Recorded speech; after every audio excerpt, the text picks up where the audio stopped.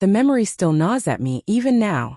It's the kind of moment that refuses to fade, no matter how many nights pass. She stunned me that evening. "I'm going to marry someone else." That's what she said. And all I could manage was, "Fine. Go live with him." Rain hammered against the kitchen window so hard it sounded like it wanted to break through. I stood there holding 2 mugs of coffee that had gone cold long before she opened her mouth. Her engagement ring, the one I worked over a year to afford, twisted between her fingers, carving a pale band into her skin. She said my name so quietly I barely heard it over the storm. "Liam, I need to be honest before we finalize the venue tomorrow." My stomach collapsed before my mind even processed her words. 6 months engaged. The venue was the old lighthouse perched on the cliff, the same place we'd found at 23 when we were broke, tipsy, and stupid in love. I'd already paid a deposit I knew I'd never see again. I set the mugs down too roughly, the crack of ceramic on stone echoing through the kitchen. "Just say it, Mara." Her green eyes, the ones that once looked at me like I was everything she'd ever wanted, refused to rise higher than my shirt buttons. "I've been seeing someone." The world actually shifted under me. Not just emotionally. My legs nearly buckled and I grabbed the counter to stay upright. 8 whole years flickered through my mind like a brutal slideshow. Her snorting laugh when I told awful jokes. Her hand rubbing slow circles on my back when nightmares dragged me awake. The night she whispered she wanted a family with me as we slow danced in this very room to a song I can't listen to anymore without feeling something sharp in my chest. "Who?" The word barely came out. Her throat bobbed. "Julian. Julian. My best friend since childhood. The guy standing next to me when I proposed. The man who hugged me so hard that day I had bruises. The same person who'd been texting her every night while I worked back-to-back night shifts in the hospital." I laughed, an awful broken sound. "You're kidding." "I wish I was." A tear slid down her face, but she didn't wipe it like she always did during sad movies. She let it fall. "I didn't mean for any of this. It just happened." The rain roared. Or maybe it was my heartbeat getting louder. The scent of the storm drifted in through the cracked window, wet earth, cold air, and faint traces of the jasmine candle she adored, the one we hadn't lit in far too long. "How long?" I asked. She hesitated. That hesitation destroyed me far more than whatever number she could have said. 7 months, she breathed. 7 months. While I hunted for her perfect ring. While I told my mother she'd finally have the daughter she always wanted. While I drifted off to sleep with her head on my chest, imagining a life that apparently only I believed in. I walked to the living room without meaning to. The couch still carried the dent from when we fell asleep watching Inception just last week. Her curled into me like she belonged there. I stared at that indentation like it was a memory from someone else's life. I heard her footsteps behind me, soft, careful, like she already knew she'd shattered something she couldn't repair. "Liam, please say something." "You're wearing my ring," I said slowly, turning toward her. "While you were sleeping with my best man." Her face crumpled. "I was going to return it."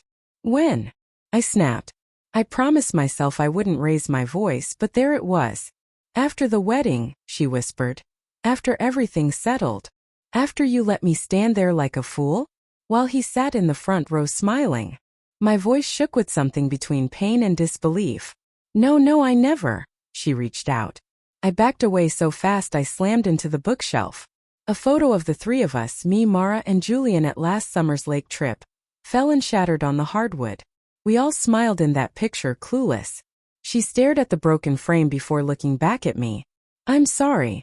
"Sorry doesn't." My throat failed. Cleared it. Tried again.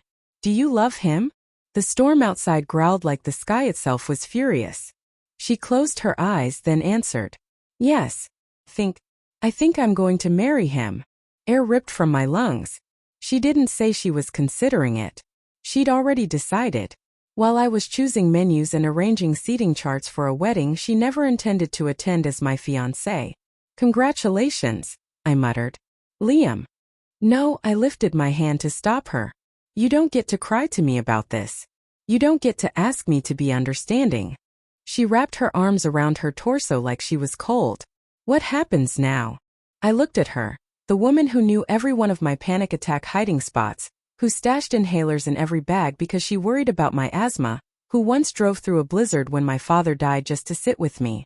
And something inside me hardened. Take off the ring. Her fingers trembled. Now, Mara. She slid it off slowly, like peeling back a bandage from a wound that still bled. She placed it on the coffee table between us. Lightning flashed through the windows, making the diamond scatter crooked light across the walls. Picked it up. It felt heavier than the day I carried it in my pocket for 3 weeks waiting for the perfect moment to propose. Go live with him, I said, my voice finally steady. Her lips shook. Just like that. You made your choice months ago. I'm just finally catching up. She started sobbing, but I was already moving. I grabbed the overnight bag she'd packed for our venue visit and set it by her feet. Liam, please. Your keys are on the hook. I opened the door. Wind and rain rushed in sideways. Don't come back for your things until I text you. I don't want to see you. She stood there for a long time, mascara streaking down her face, looking smaller than she ever had. Then she picked up her bag, stepped over the broken photograph, and walked into the storm. I shut the door, locked it, pressed my forehead against the wood, listening to her car engine start, tires splashing through puddles as she drove away. The house fell silent except for the rain. I slid down to the floor, the engagement ring still digging into my hand. That's when the shaking started, violent tremors I couldn't control. I screamed once, an animal sound I didn't recognize. I don't know how long I stayed there. Eventually, I dragged myself to the couch. Her hoodie was still draped over the armrest. I buried my face in it and inhaled her scent one last painful time. Vanilla, rain, and goodbye. My phone buzzed. A message from Julian. Hey man, we should talk. I stared at the notification until it disappeared. Then I blocked them both. Some betrayals don't explode. Some just hollow you out quietly, leaving you bleeding in the home you once believed was yours together. I still live in that house. The Lighthouse venue refunded half the deposit. Pity, I think. I used the money to repair the cracked coffee mugs. One of them still has a hairline split in the handle. Every time I drink from it, I'm reminded how easily things break. And I never responded to Julian. Share your own betrayal stories below. I read every single one. And if this one hit you in the heart the way it still hits me, subscribe. We're nearly at 5K. Let's reach it together.